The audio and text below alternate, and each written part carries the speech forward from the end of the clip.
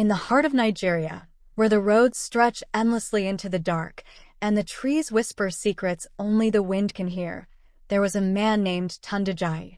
He was a hardworking taxi driver, the kind of man who never failed to bring money home to his wife and children. But one night, Tun never came home.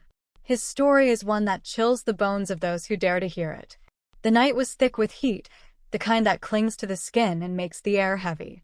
It was past midnight when Tund, tired but determined to make a little extra cash, picked up a final passenger. He was waiting at the usual taxi stand in Lagos, right outside a dimly lit bus terminal. A tall, silent man stepped into the back seat. His skin was darker than the night.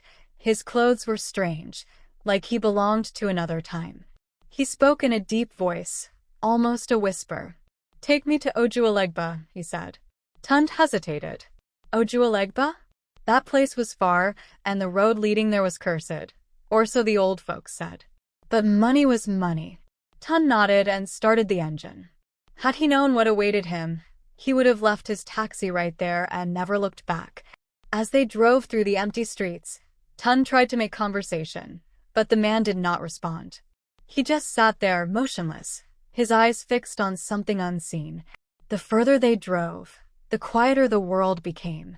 No cars, no people, not even the stray dogs that usually roamed the streets. Then the man finally spoke. "Do you believe in spirits, Tund?" The taxi driver's hands tightened around the wheel. "How do you know my name?" he asked, his voice unsteady. The man did not answer. A chill spread through the car despite the humid night. The radio crackled with static, and the streetlights ahead flickered before going out. The darkness became absolute. Tund's instincts screamed at him to turn around, to take another route.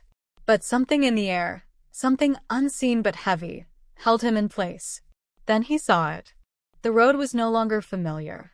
The buildings, once modern and bustling, had shifted into something older, something ancient. Thatched roof huts lined the street, and smoke curled from unseen fires.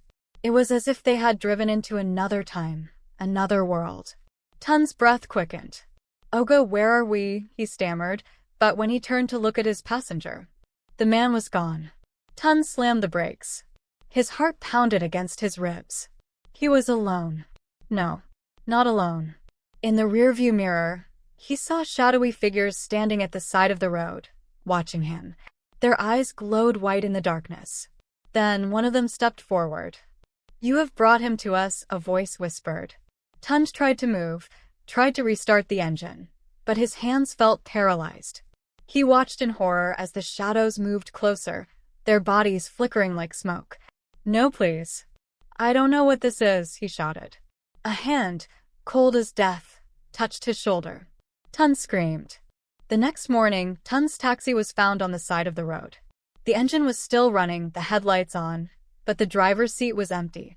There were no footprints, no signs of struggle, just the lingering scent of burnt wood and something metallic in the air.